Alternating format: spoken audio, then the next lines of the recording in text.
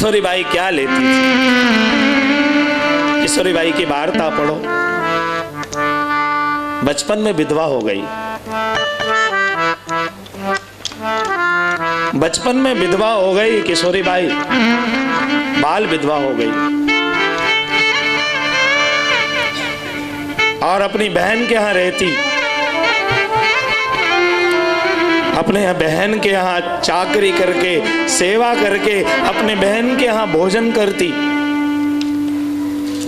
बहन बहुत धनिक थी, किशोरी बाई को रखती थी।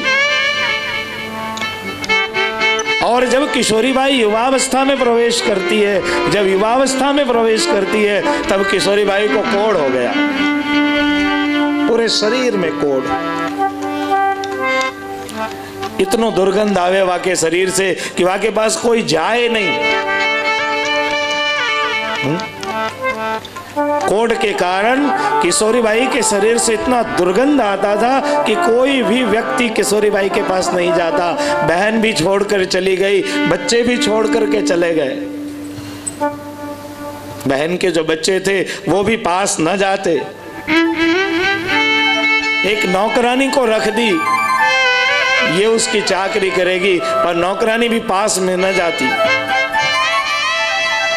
लेकिन बचपन से ही किशोरी बाई यमुनाष्टक का पाठ करती थी। पढ़ी लिखी तो थी नहीं, ज्यादा कुछ मालूम भी नहीं था, न धर्म जानती थी न आध्यात्म जानती थी, बस महाप्रभु जी, गोसाई जी, श्रीनाथ जी और श्यामनाथ जी को जानती थी। पूरे यमुनाष्टक का भी ज्ञान नहीं था, बचपन में पाठ करती थी और यमुनाष्टक में से एक पंक्ति उसको आज भी याद है और उसी का सतत रटन करती थी, निरंतर उसको बोलती थी। एक लाइन, कृपा जलधि संस्रुते मम मनः सुखम भावया। एकमात्र ये पंक्ति, और निरंतर जप करती, सतत और सतत जप करती। कोढ़ होने के बाद भी वो सब कुछ भूल गई, घर संसार परिवार सब भूल गई, पर लेकिन श्यामनाथ जी को नहीं भूली। कृपा जलधि संस्रुते मम मनः सुखम भावया, सतत रटन करती रहती। और उसके रटन के प्रभाव से साक्षात श्री यमुना जी नौकरानी बनकर के पहुंच गई और श्री यमुना जी किशोरी बाई की सेवा करते, किशोरी बाई को स्नान कराते, भोजन कराते, उसके वस्त्र को बदलते, उसके वस्त्र को धोते। ये कौन? भगवान की चौथी प्रिया, भगवान की चौथी प्रिया जो नित्य निकुंज में प्रभु के साथ विहार करती है, प्रभु के साथ रमण करती है। और श्री यमुना जी उसकी सेवा में पहुंच गई। श्री यमुना जी वाको स्नान करावे, वाको भोजन करावे, वाके शरीर को साफ करें, वाको स्नान करावे, वाको सुलाए ले जाएं। किसी को कुछ मालूम नहीं था, किशोरी बाई को भी मालूम नहीं था। गांव में गोसाई जी महाराज पधारे, वैष्णवों ने कहा कि आपके बचपन की एक सेविका इस गांव में रहती है, कोढ़ हो गया है और अब मृत्यु के करीब है, एक बार जा करके उसका उद्धार करो। प्रभु चरण श्री विठलनाथ जी, श्री गोसाई जी महाराज किशोरी बाई की झोपड़पट्टी में आए और जैसे ही झोपड़ी में गोसाई जी महाराज ने प्रवेश किया तो देखा कि 16 श्रृंगार किए हुए श्री यमुना जी साक्षात किशोरी बाई की सेवा कर रहे हैं। साष्टांग दंडवत श्री गोसाई जी ने की और यमुना जी को प्रार्थना करके कहा कि आप। अब यमुना जी कहती है कि जो सतत मेरा नाम ले रहा है, जो मेरा आश्रित जीव है, जिसे यमुना के सिवाय कुछ मालूम ही नहीं है, कृपा जलधि संस्रुते मम मनः सुखम भावया, ऐसे जीव पे मेरे सिवाय और कौन कृपा करेगा? मैं प्रभु के सुख को छोड़ सकूं लेकिन अपनों जीव को नहीं छोड़ सकूं। अब विचार करो कि श्री यमुना जी अगर इतना सत्य संकल्प ले सकती हैं तो प्रिय वैष्णवों, अगर यमुना जी का हम और आप आश्रय करें तो क्या हमारे कर्म के फल नष्ट नहीं हो सकते? भक्ति में वो सामर्थ्य है, भक्ति में वो बल है, भक्ति की वो महिमा है। तो महात्म्य की कथा को पूर्ण करने के बाद श्रीमद् भागवत को केवल और केवल श्रवण करना भगवत प्राप्ति के लिए। याद रखना कि जिसको ठाकुर जी मिल जाते हैं ना, उसको सर्वोत्तम धन प्राप्त हो जाता है जीवन में।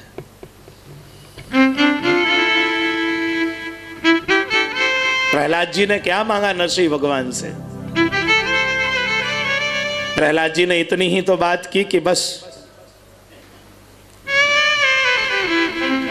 प्रभु मुझे कुछ ना चाहिए, ऐसी कृपा करो कि आपके पास कभी कुछ मांगू नहीं। और महात्म्य की कथा को पूर्ण करने के बाद प्रथम स्कंद और द्वितीय स्कंद ये दोनों भगवान के चरणारविंद हैं। पर ब्रह्म, परमात्मा, भगवान और श्री कृष्ण। मैं आपको दर्शन कराऊंगा कि श्रीमद् भागवत में ब्रह्म कहाँ है। कल रात की बात मैं आपको बताऊं, आजकल एक बहुत अच्छे नए विद्वान निकले हैं, पवन सिन्हा, पवन गुरु, पवन जी हैं करके नाम है, अच्छा नाम है, अच्छे विद्वान है। तो कल रात उनको किसी ने प्रश्न किया, वेयर इज ब्रह्मा? ब्रह्म क्या है? सेम क्वेश्चन रविशंकर जी से किया कि ब्रह्म क्या है।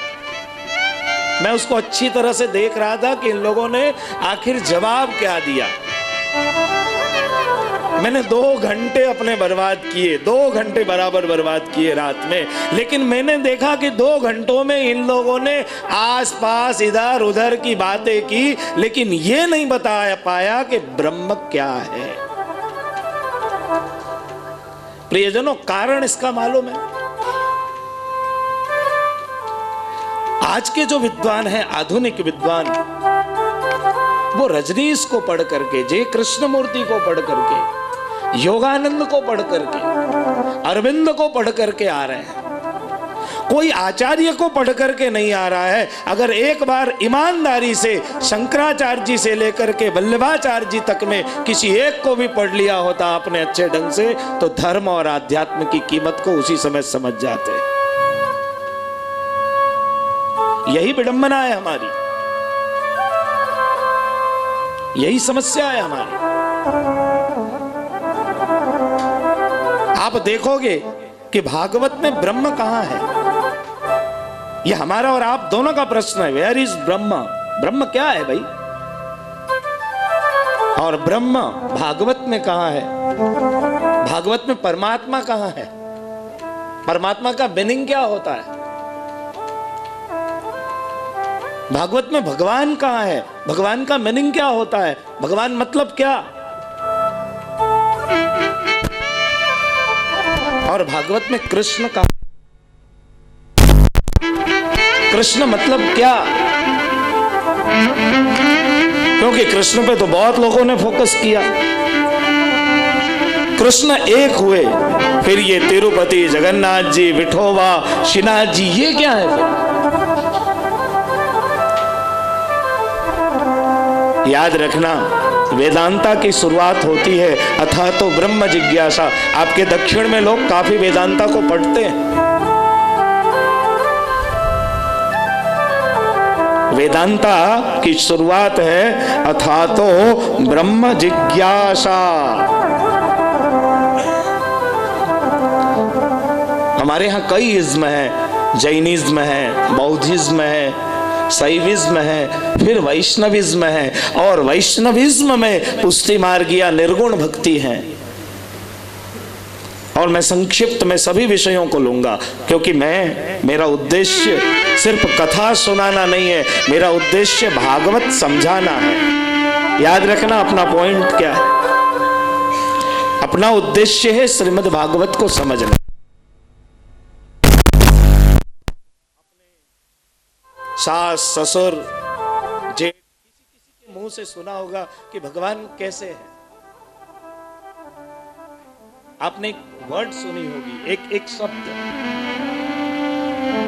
तो कई लोग बोलते होंगे कि भगवान कैसे हैं।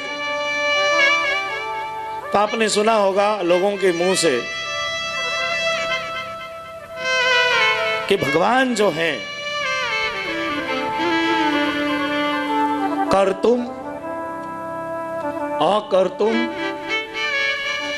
अन्यथा कर्तुम, सर्व सामर्थ्य सहिता। ये सुना है कभी किसी के मुंह से? गोस्वामी बालकों के मुंह से सुना होगा, बड़ों के मुंह से सुना होगा कि ठाकुर जी अपने कैसो है, तो कहेंगे अपनो ठाकुर जी तो करतुम अकर्तुम मन्यथा कर्तुम सर्व सामर्थ्य सहित है। ऐसा सुना होगा आपने जरूर। अगर धर्म के करीब होंगे, आध्यात्म के करीब होंगे तो जरूर आपने सुना होगा। बस इसी को समझना है भागवत में। कर्तुम, अकर्तुम और अन्यथा कर्तुम। इसका अर्थ मैं कल बताऊंगा आपको कि कर्तुम मतलब क्या, अकर्तुम मतलब क्या, अन्यथा कर्तुम मतलब क्या। आज बस इसको आप ध्यान में रखें। तो श्रीमद् भागवत के 4 स्कंध तक जो कथा आ रही है ना, पहले में, दूसरे में, तीसरे में और चौथे में जो कथा आ रही है, वो भगवान के कर्तुम सामर्थ्य की कथा है। मतलब कर्तुम मतलब एक पावर, भगवान के अंदर जो पावर है ना, एक कर्तुम नाम का पावर है, एक अकर्तुम नाम का पावर है, एक अन्यथा कर्तुम नाम का पावर है। अगर आप समझे कि पावर नहीं है तो फिर 6 दिन का बालक पूतना को कैसे मार सकता है? 7 साल का बच्चा गोवर्धन पर्वत को कैसे उठा सकता है?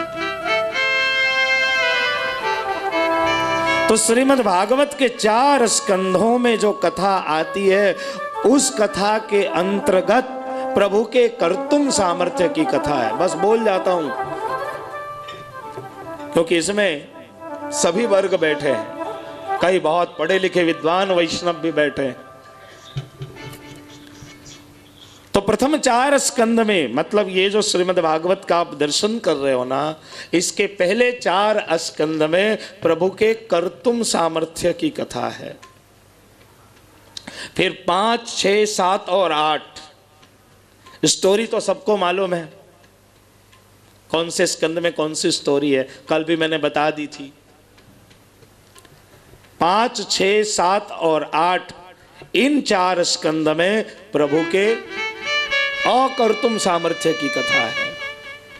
पहले कर्तुम सामर्थ्य की कथा, फिर अकर्तुम सामर्थ्य की कथा, और फिर देखो 9, 10, 11 और 12 इन 4 स्कंधों में प्रभु के अन्यथा कर्तुम सामर्थ्य की कथा है।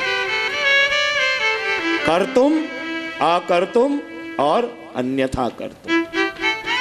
अब फिर दूसरी दृष्टि से देखें, श्रीमद् भागवत के कितने स्कंद हैं? 12 स्कंद हैं। मैंने कल सबके नाम भी बताए थे आपको। अधिकार बोलिए,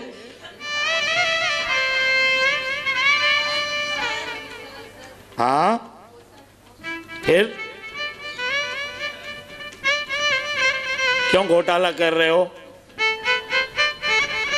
है? ये तो 2019 के अप्रैल में पता चलेगा, अभी से आप क्यों जाहिर कर रहे हो? है? अधिकार, साधन, सर्ग, विसर्ग, स्थान, पोषण, ऊति, मनवंतर, ईशानु कथा, निरोध, मुक्ति और आश्रय। ठीक है, चलो अब सुनो ध्यान से। अधिकार, साधन और सर्ग 3 स्कंद हुए। इन 3 स्कंद में वो जो सुपर पावर है, कौन? सुपर पावर बोलो उसको ब्रह्म भी मत बोलो अभी, सुपर पावर जो ब्रह्मा विष्णु महेश से भी ऊपर है। वो जो सुपर पावर है, वो पहले 3 स्कंदों में, प्रथम, द्वितीय और तृतीय स्कंद में खुद को ब्रह्म के रूप में प्रोजेक्ट कर रहा है। खुद को किस रूप में प्रोजेक्ट कर रहा है? ब्रह्म के रूप में। अब उसने क्या किया कि पहले खुद को ब्रह्म के रूप में प्रोजेक्ट किया, मतलब सर्ग, विसर्ग और स्थान में। प्रथम स्कंद, द्वितीय स्कंद और तृतीय स्कंद, मतलब अधिकार, साधन और सर्ग में। अब आ जाओ चौथे, पांचवें और छठे स्कंद में। ध्रुव चरित्र की शुरुआत चौथे से है, तो चौथे, पांचवें और छठे स्कंद में उस सुपर पावर ने पहले ब्रह्म के रूप में खुद को प्रोजेक्ट किया, और ब्रह्म के रूप में अब उसने क्या किया, परमात्मा के रूप में खुद को प्रोजेक्ट किया। अब वो ब्रह्म में से क्या हुआ, परमात्मा हो गया। अपन कौन से स्कंद में पहुंच गए, छठे स्कंद में पहुंच गए। अब 7, 8 और 9, 7वें में नरसिंह जन्म, 8वें में मनवंतर लीला और 9वें में ईशानु कथा, मतलब श्री रामचंद्र वगैरह सब आ गए, टोटल आ गए इसमें, है ना। तो 7, 8 और 9 में पहले ब्रह्म के रूप में, ब्रह्म में से वो परमात्मा हो गया, परमात्मा में से अब उसने क्या किया, भगवान के रूप में प्रोजेक्ट किया खुद को कि अब मैं भगवान हूं। बात समझ में नहीं भी आ रही हो तो सुन लेना, क्योंकि भांग की गोली जान करके लो, अनजाने में लो, अंदर जाने के बाद वो कुछ समय के बाद अपना असर दिखाना शुरू कर देता है। आप यहां से जाओगे 6 महीने के बाद असर जरूर दिखेगा। अब समझे, पहले उसने ब्रह्म के रूप में प्रोजेक्ट किया, ब्रह्म में से उसने अपने आप को परमात्मा में कन्वर्ट किया, परमात्मा से उसने क्या किया, भगवान के रूप में रूपांतरित किया, भगवान के रूप में रूपांतरित किया। मतलब 9वें स्कंद तक अपन पहुंच गए। अब कौन कौन सा स्कंद बचा, 10, 11 और 12, निरोध, मुक्ति और आश्रय। इन तीनों स्कंद में अब वो क्या करेगा, पहले ब्रह्म, फिर परमात्मा, फिर भगवान, और सीधे सीधे स्वयं को श्री कृष्ण के रूप में प्रोजेक्ट कर देगा। इसलिए ब्रह्म, परमात्मा, भगवान और श्री कृष्ण। अब बताओ, भागवत हमारे लिए सरल हो गया ना समझना। अब देखो, आपने भी थोड़ा बहुत अध्ययन किया हो ना, तो सुनने में, सुनाने में, समझने में, समझाने में आनंद आता है। इसलिए मैं कहता हूं कि थोड़ा अध्ययन करें, घर में सत्संग करें, थोड़े से अध्ययन का आग्रह रखें। तो ब्रह्म, परमात्मा, भगवान और श्री कृष्ण, यही श्रीमद् भागवत का मुख्य विषय है। बोलिए श्री कृष्ण कन्हैया लाल की जय। आप सब इतने मायूस क्यों हो गए, आवाज क्यों चली गई?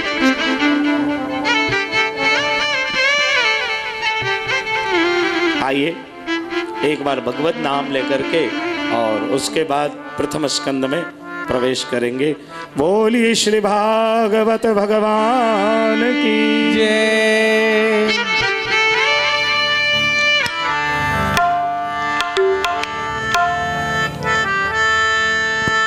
मने प्यारो लागे, मने प्यारो लागे, श्री जी तारो नाम। तन मन धन श्री ना चरणों मां, चरणों मां, तन मन धन श्री ना चरणों मां। भूली छोड़ी दीदा, भूली छोड़ी दीदा, सगरा काम। तन मन धन श्री ना चरणों मां, चरणों मां, तन मन धन श्री ना चरणों मां।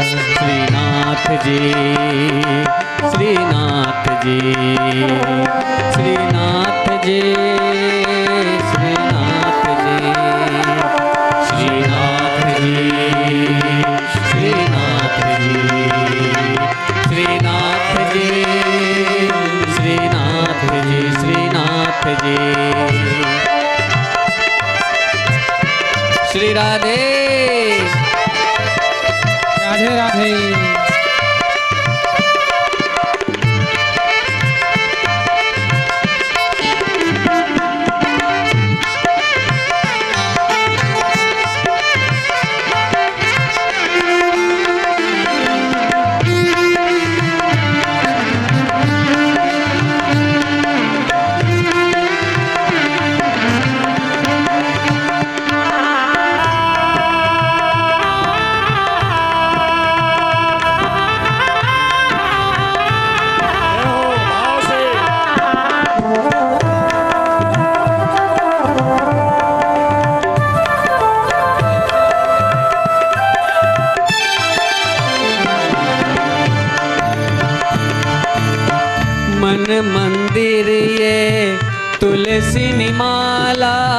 भव बंधन ना तोर सिताला मन मंदिर तुलसी माला भव बंधन ना तोर सिताला मारू घर बने रुडु ब्रजधाम तन मन धन सृजना चरणों मा तन मन धन सृजना चरणों मा श्रीनाथ जी श्रीनाथ जी श्रीनाथ जी श्रीनाथ जी श्रीनाथ जी श्रीनाथ जी श्रीनाथ जी श्रीनाथ जी श्रीनाथ जी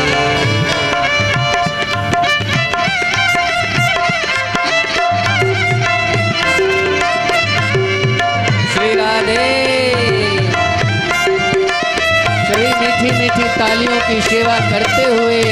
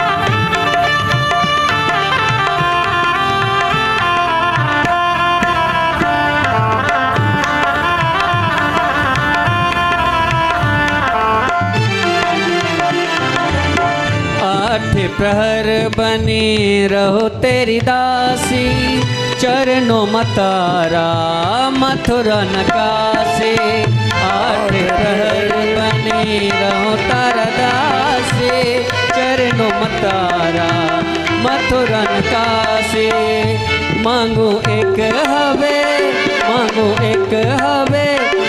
तेरी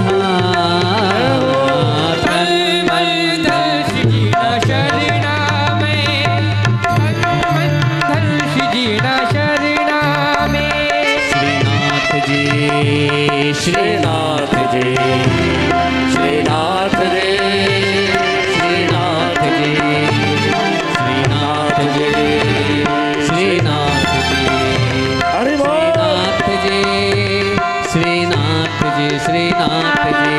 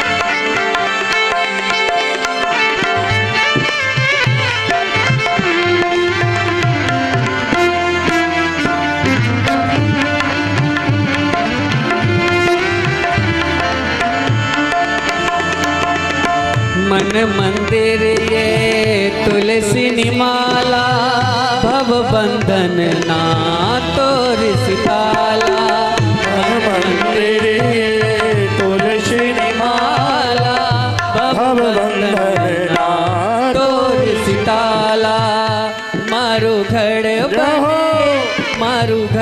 बने रुडु ब्रजधाम तन मन धन सृजना चरणों मा तन मन धन सृजना चरणों मा मने प्यारो लगे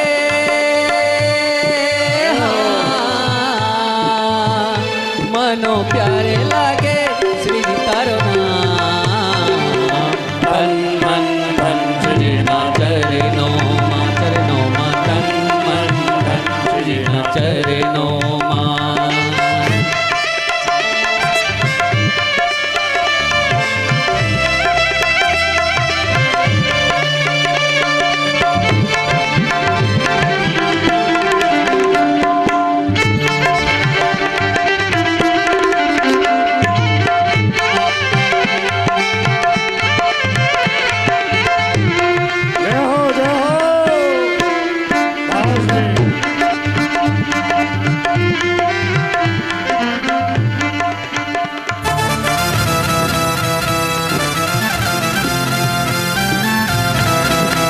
राधे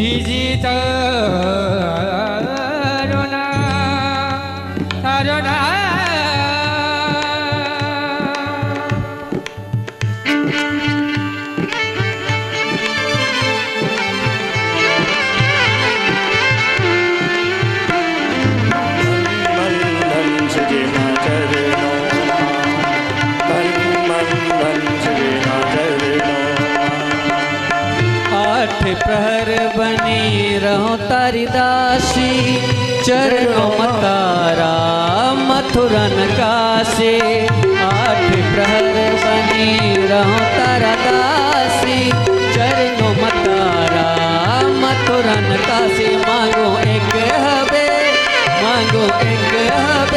है तेरी हाँ तन मन धन श्री ना चरणों मां चरणों मां तन मन धन श्री ना चरणों मां मन प्यारो लागे हाँ मनो प्यारे लागे श्री तारो नाम तन मन धन श्री ना चरणों मां तन मन धन श्री ना चरणों मां श्रीनाथ जी श्रीनाथ जी श्रीनाथ जी श्रीनाथ जी श्रीनाथ जी श्रीनाथ जी श्रीनाथ जी श्रीनाथ जी श्रीनाथ जी श्रीनाथ जी श्रीनाथ जी बोलिए श्री कृष्ण कन्हैया लाल की जय।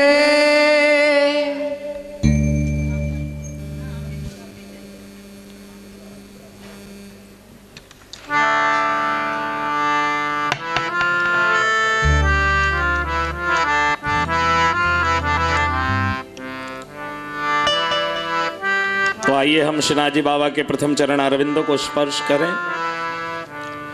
जनमां ध्यास्यतोऽन्वया दितरया चार्थे स्वभिज्ञः स्वरा तेने ब्रह्महृदाय आदिकवये मोह्यन्ते यत्सूरय तेजो वारिमृदां यथा विनिमयो यत्र तृषर्गो मृषा धाम्ना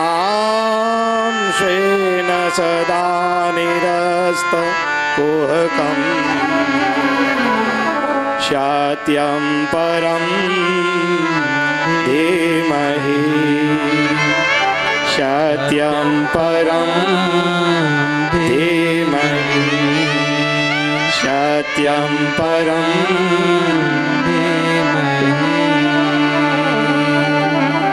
ओम भूर्भुवस्सुः तत्सवितुर्वरेण्यं भर्गो देवस्य धीमहि धियो यो नः प्रचोदयात् और सत्यम परम धीमहि, ये दोनों एक ही हैं, दोनों एक ही हैं।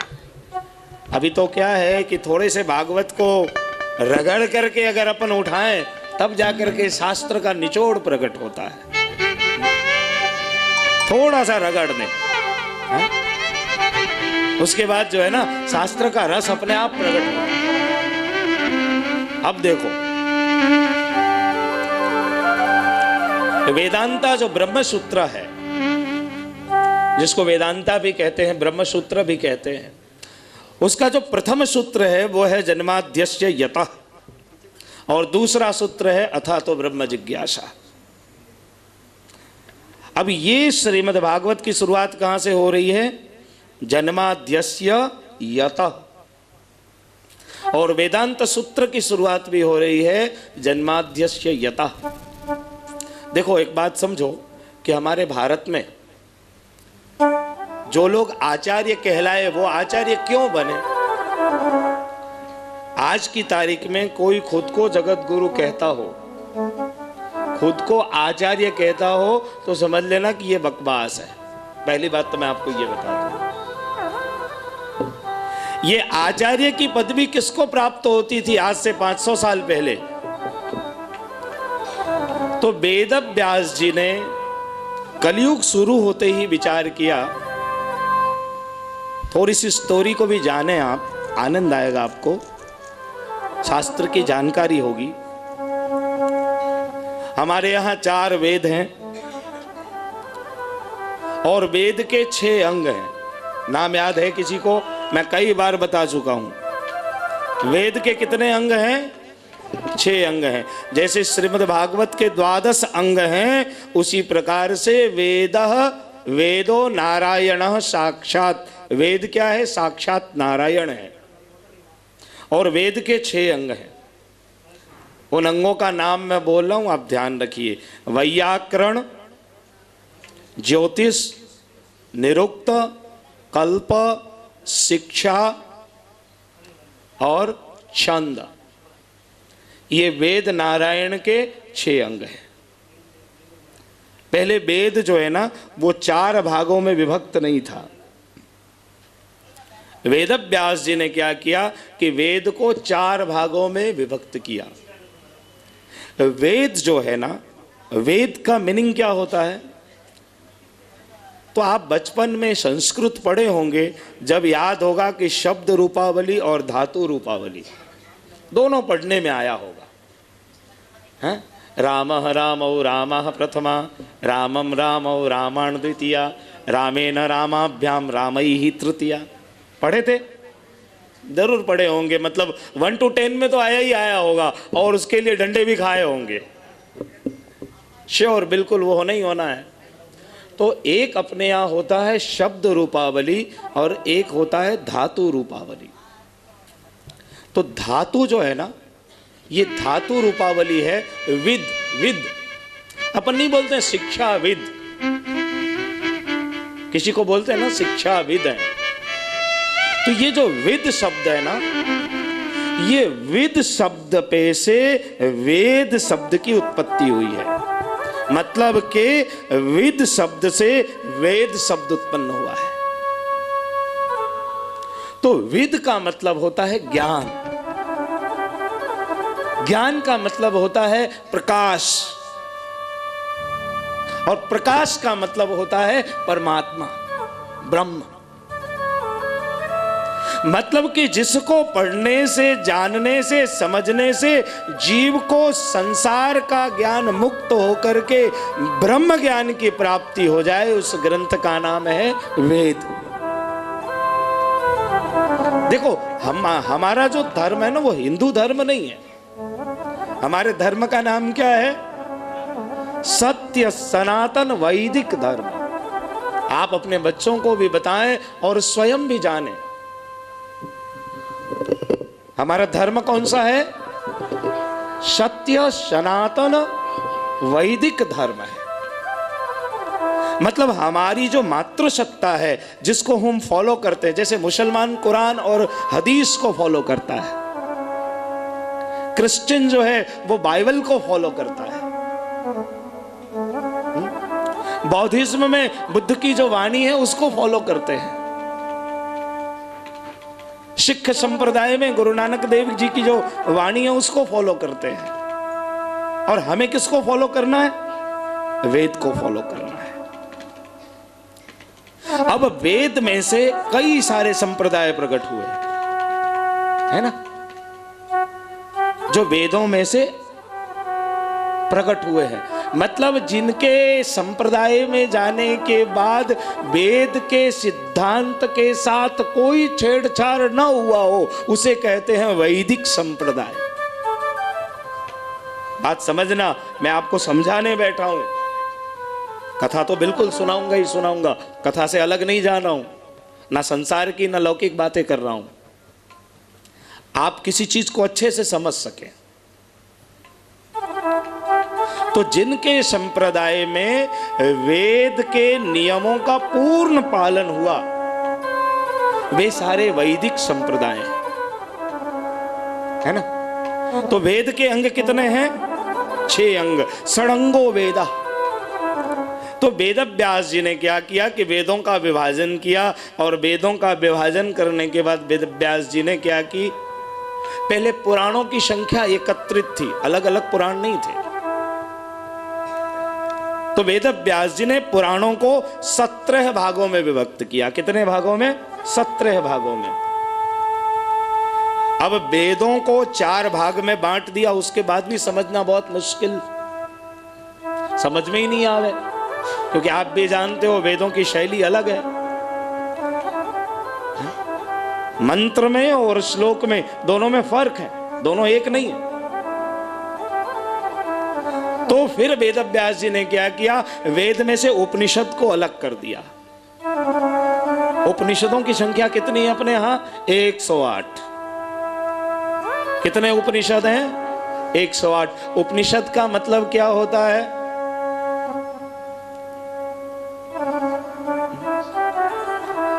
बहुत सुंदर, धन्यवाद। उप यानी परमात्मा,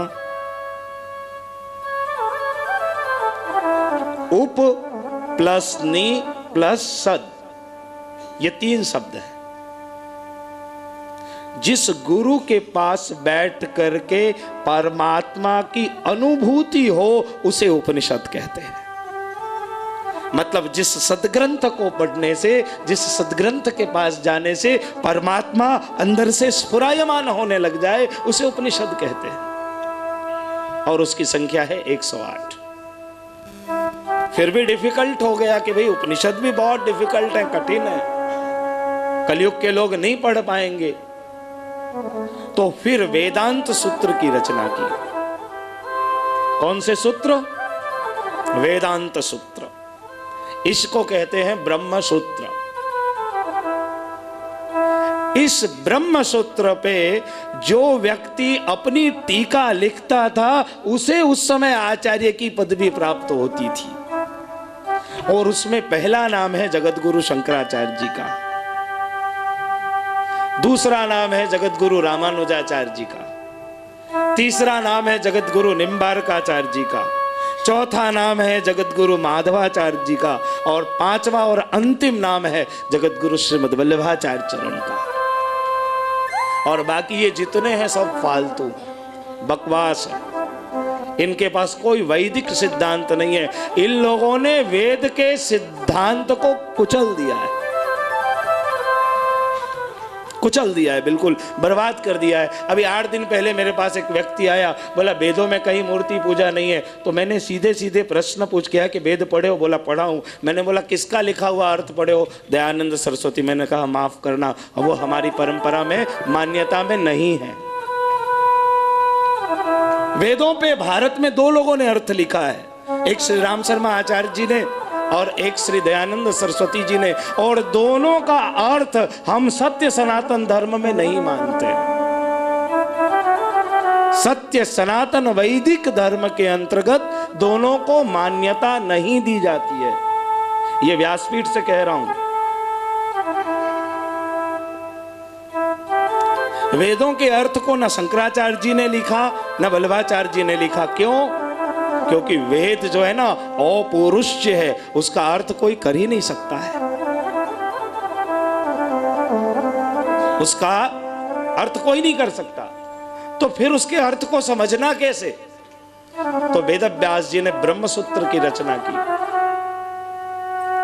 तो देखो, अगर वेद सीधे सीधे समझ में ना आए तो उपनिषद में जाकर के समझो, उपनिषद में ना समझ में आए तो ब्रह्मसूत्र में जाकर समझो, ब्रह्मसूत्र में समझ में ना आए तो गीता में आकर के समझो, और गीता में समझ में ना आए तो टोटल से टोटल अगर समझना हो तो श्रीमद् भागवत में आकर के बैठ जाओ, पूरे ही समझ जाओगे, फिर कोई संशय नहीं,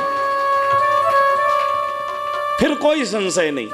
ये जो पांचों ग्रंथ है ना, वेद, उपनिषद, वेदांता, गीता और भागवत, इनके अर्थ जो हैं समानांतर अर्थ हैं।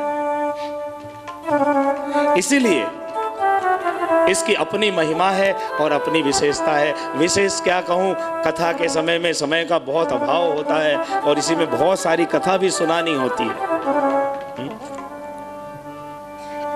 तो एक तरफ गायत्री मंत्र है और एक तरफ श्रीमद् भागवत का प्रथम मंगलाचरण है।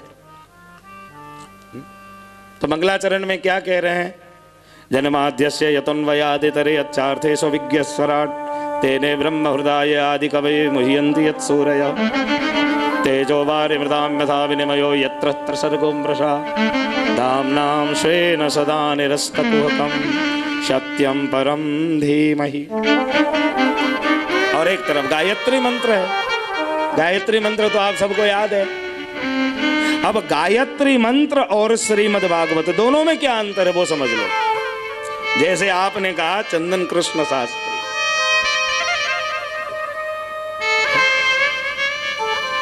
फलाने शास्त्री, तो आपने जैसे ही शास्त्री शब्द का उच्चारण किया तो मेरे समझ में इतनी बात आ गई कि फलाना आदमी कोई ना कोई आध्यात्मिक, धार्मिक या विद्वान होगा, क्योंकि शास्त्री जो संबोधन है ना। तो शास्त्री शब्द बोलने से मेरा सूक्ष्म परिचय प्राप्त होता है। माहेश्वरी शब्द बोलने से आपका सूक्ष्म शब्द। अब अगर अपन ने ठक्कर शब्द बोला तो अपन को पता चल गया कि भाई कौन होंगे, कहां से होंगे, इनकी जाति कौन सी होगी, ये इनके राज्य कौन से होंगे, बहुत कुछ पता चल जाता है। हा? अगर हमने आचार्य शब्द बोल दिया तो पता चल गया। तो ध्यान रखें, ब्रह्म का जो सूक्ष्म परिचय है, संक्षिप्त परिचय है, वो गायत्री मंत्र में है। गायत्री मंत्र में क्या है? ओम भूर्भुवस्वः तत्सवितुर्वरेण्यं भर्गो देवस्य धीमहि धियो यो नः प्रचोदयात्। कितने अक्षर हैं इसमें? 24 है। मुझे 84 सुनाई पड़ गया। मैं कंफ्यूज हो गया कि कहीं मैं गलत तो नहीं हूं साहब। हो जाता है, गलती किसी की भी हो सकती है। तो ये 24 अक्षर क्यों है मालूम है? गिनना मेरे साथ साथ। 7 लोग ऊपर के, 7 लोग नीचे के, कितने हुए? और 10 दिशा कितने? 24। 24 तत्व का एक ब्रह्मांड और उसका मालिक ब्रह्म, उसका संक्षिप्त परिचय 24 अक्षर के गायत्री मंत्र में। आ गई बात समझ में?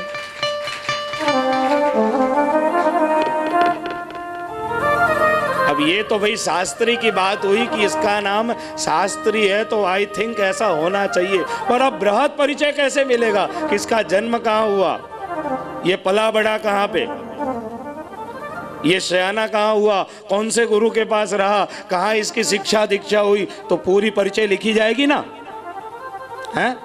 2-4-5 पेज भर जाएगा। शुरुआत करेंगे इसके माता पिता से, हैं? इसीलिए तो कल कहा कि आंबो अखंड भुवन माति उतर्यो ब्रज भूमि छे आमानो वास सखीरी आंबुरो। आ गए ना, वहीं पे आ गए। तो गायत्री मंत्र में उसका संक्षिप्त परिचय है, और बृहद परिचय कहाँ है, विस्तार से उसका परिचय कहाँ है, उस ब्रह्म का विस्तार से परिचय कहाँ है? तो श्रीमद् भागवतम महामुनि कृते किं वा परैरेश्वर।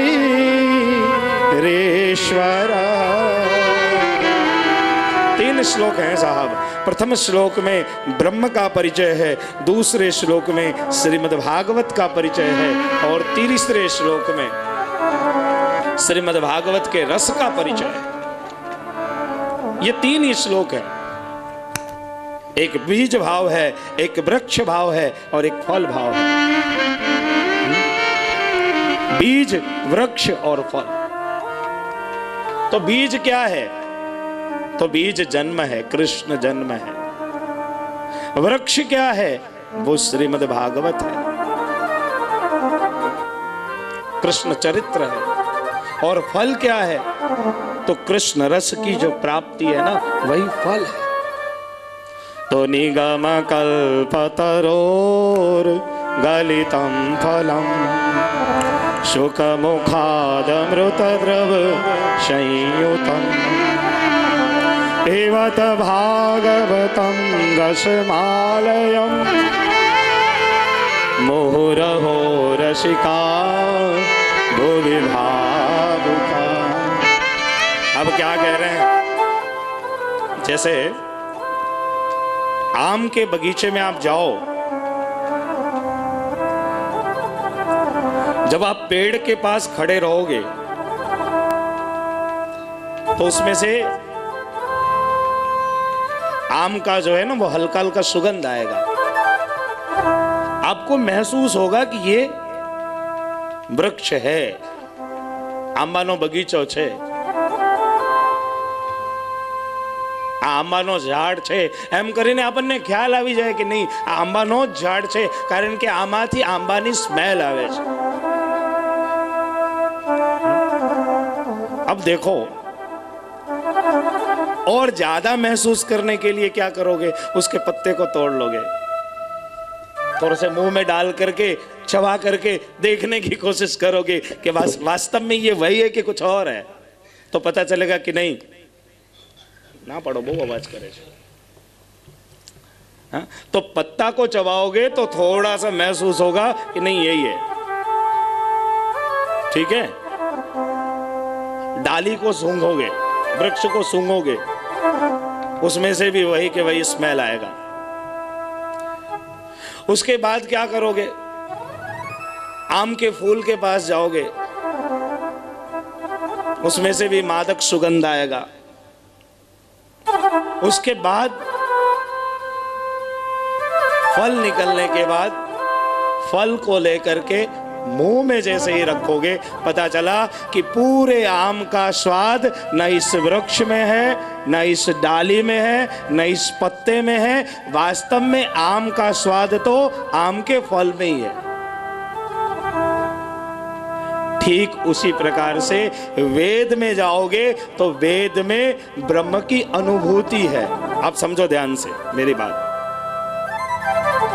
जो भी कह रहा हूं आपको बहुत ऊपर ले जाने की कोशिश कर रहा हूं। वेद में ब्रह्म की अनुभूति, ऐसा लगता है कि कोई तो है, स्पष्ट नहीं हो रहा है। अब वेद जो है वो वृक्ष है, और ये जो डाली है ना, वो सब शास्त्र है। उन डालियों पे जाओगे तो थोड़ी और ज्यादा अनुभूति होगी कि नहीं, ब्रह्म का स्वाद इसमें है, अनुभूति हो रही है। पत्ते जो है ना, वो पत्ते पुराण हैं।